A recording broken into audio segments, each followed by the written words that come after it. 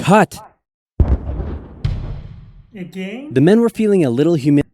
of course, in this point, I think, of course, this war was pointless. You can't win war with nature. Nature, I think, will always win. Yeah. After losing to a pack of discount ostriches, so they decided to move further south, where the emus were said to be tamer. And this time, they had a new strategy.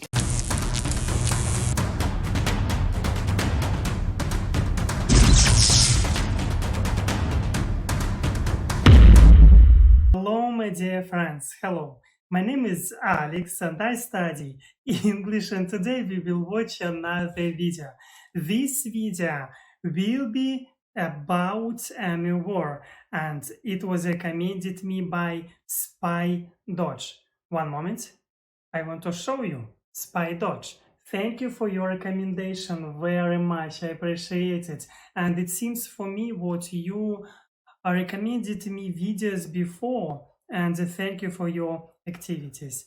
And also, what I want to say you, at the end of this video, I will ask you a question, interesting question about one interesting English phrase. And for me, it will be useful to know your opinion about this and explanations and examples. I will be glad to read your opinion. And yes, I know nothing about the Emu war. I know nothing about this. And yeah, I will be glad to watch this with you, and you can support me, leave a like and subscribe to me. Yeah. This is Australia. For the man who imagines being strangled by a tarantula while a kangaroo breaks his kneecaps and thinks, yes please. For the man who pictures himself being eaten by a snake in the burning outback while eating a Vegemite sandwich and thinks, yes please. And that man was Governor Arthur Phillip, who landed in eastern Australia in 1788, presumably saw a dingo being eaten by a crocodile, being eaten by a death adder, being eaten by a koala, being eaten by Mel Gibson, and thought to himself, yes, Please. good. Now I know what you're thinking, but oversimplified, the British didn't discover Australia, the Vikings did. And you'd be wrong. I'm not sure why you'd think that. But hey, if you love Vikings so much, then why don't you check out today's sponsor? I get it. Of course, I love computer games, but in this video we will skip this, and in real life I don't have a lot of time for playing, and it is sad for me. Links in the description box below, and get the special bonus of 200 gold coins and a protective shield. Buy! Man, this is great. The market will continue to grow forever. But what if it doesn't? Oh crap, I never thought of that. Sell! And the stock market crashed, which led to economic downturn, which meant banks wouldn't lend anyone any money, which led to more economic downturn, which meant everyone stopped buying stuff, which led to more economic downturn. And hey, what if all the crops in the Great Plains were destroyed in a drought and then a big dust storm engulfed the area? That's right, more economic downturn. And in an effort to combat the crisis, America began imposing tariffs on foreign imports, which made the economic downturn go global, and the earth got really depressed. But one nation that was hit harder than most by the whole affair, Australia. The problem for Australia was that it relied heavily on its export industries, and in the current economic climate, no one was buying. To make things worse, Australia had introduced its own currency and pegged it onto the gold standard via the British pound, but then the UK started messing with its own peg on the gold standard, and if this is starting to sound confusing, then let me oversimplify it for you. Hey UK, looks like my car is broken down. Want to give me a tow? No problem, friend, I got you. Oh, good friend.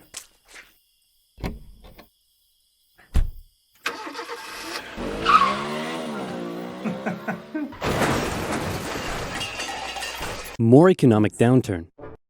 I love how oversimplified talking, explaining for us difficult themes and serious themes.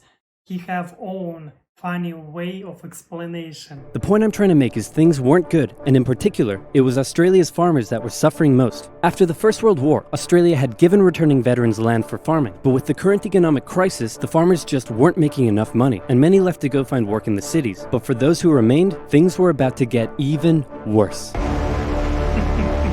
Before we get into that, it's time for some cultural exchange. My national bird is the bald eagle. It's a strong patriotic symbol of America and a deeply valued and protected species. My national bird is the peafowl. It's a beautiful creature whose vivid colors represent India, so we list it as a protected species. My national bird is the emu, and it's a pest. Pest. I think in Russia we have a national bird too, and it seems for me it is eagle too. And if we will talk about animal, it is bear. Yeah, it is bear. Also, And also, yeah, also we have in my region we have an important animal for us. It is tigers. They are very dangerous, believe me, because 1 week ago, one tiger he attacked several people. Yeah, and sometimes we have such events when tigers attacking people. In my region, it is happening very often. bloody delicious. Emus, 6 feet tall, 90 to 120 pounds, and able to run at speeds up to 40 miles per hour, usually return to the coast after their breeding season. But suddenly they found Western Australia full of lush, wet farmland. Oh my, look at all this delicious wheat that just so happens to be growing here in large quantities. Hey guys, get a load of this. Oh my, look at all this delicious wheat that just so happens to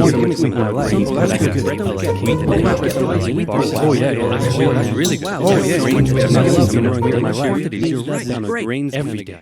Great, every day. Hey, who left this big hole in the fence? Guys, get a load of this. Oh wow. What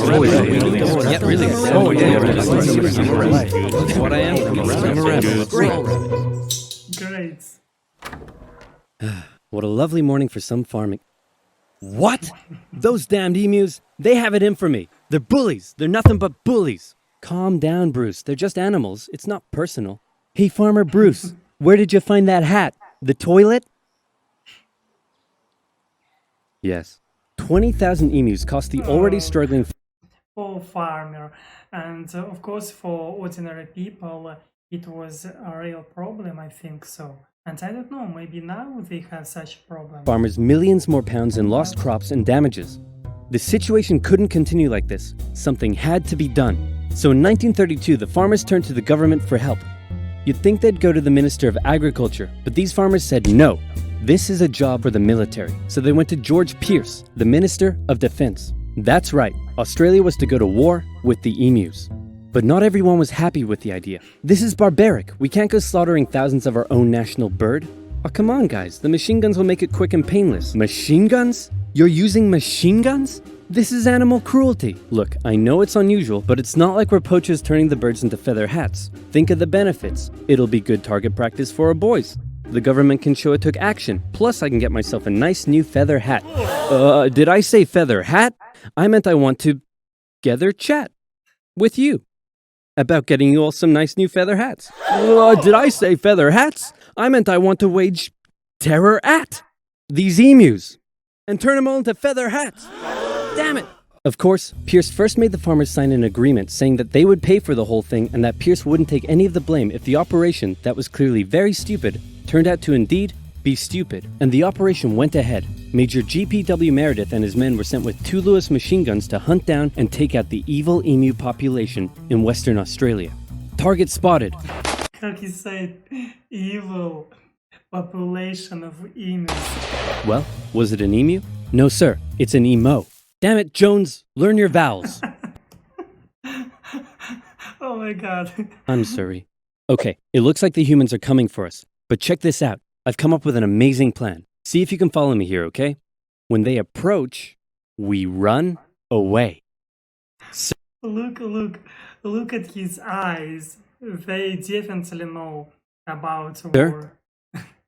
You're a genius. Pierce sent a camera crew along with the machine gunners to capture some good old propaganda for the government, and the first battle took place in November at Campion. The men spotted a mob of emus from a distance, so they set up their guns and opened fire. The emus split up into smaller groups and ran in every direction. The men were only able to kill what they called a number of birds, but the vast majority got away. Cut! Surprisingly, many of the emus were able to take multiple bullets but still run at full speed to safety, causing Meredith to compare them to tanks, saying if we had a military division with the bullet-carrying capacity of these birds, it would face any army in the world. Okay, we need to get closer. No, you idiots, not to me, to the emus. Oh, sorry. No. I like it. So next, they tried sneaking up on a large number of emus near a local dam and firing at short range. Maybe the men were just unlucky, but my professional opinion says the emus were magic, because both guns jammed after just 12 emus were killed, and once again, the rest got away. Cut! Again? The men were feeling a little humiliated. Of course, in this point, I think, of course, this war was pointless. You can't win war with nature. Nature, I think, will always win. Yeah. Humiliated after losing to a pack of discount ostriches, so they decided to move further south, where the emus were said to be tamer. And this time, they had a new strategy. Okay, Jones, here's the plan. You mount the machine gun in the back, I'll chase the emus, you shoot. Got it? Got it.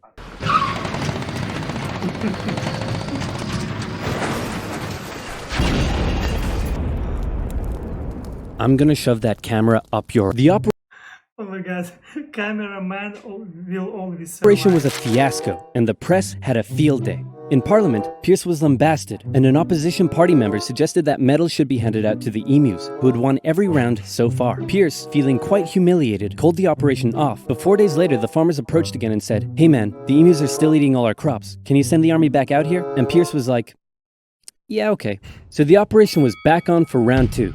And this time Meredith and his men had learned the emus' guerrilla tactics and were much more successful, with reports suggesting the men were cutting down 300 emus every week. I hope you boys are getting great footage of this. What on earth are you filming? Despite the success, the media had lost interest in the whole thing. But with 1,000 emus killed, Pierce finally ended the operation and returned to Parliament declaring victory for the humans. So there were 20,000 emus out there destroying crops, and you've killed 1,000. Meaning there's still 19,000 emus out there. Yep. And in addition, you've burned through 10,000 rounds of ammunition. Meaning you wasted 10 rounds per confirmed kill. That's right. Yeah, I'm gonna go ahead and call this one for the emus. At least I got a feather hat. What? So in the end, the emus won the Great Emu War of 1932, and the emus continued to wreak havoc on the farmers for years to come. The government introduced a bounty system, which saw some success. But for a moment, let's take some time to remember the brave men who said goodbye to their families and risked their lives to take on the great, evil emu population in Western Australia. But even more importantly, let's think of the friends they made, the bond they created, and the memories they shared.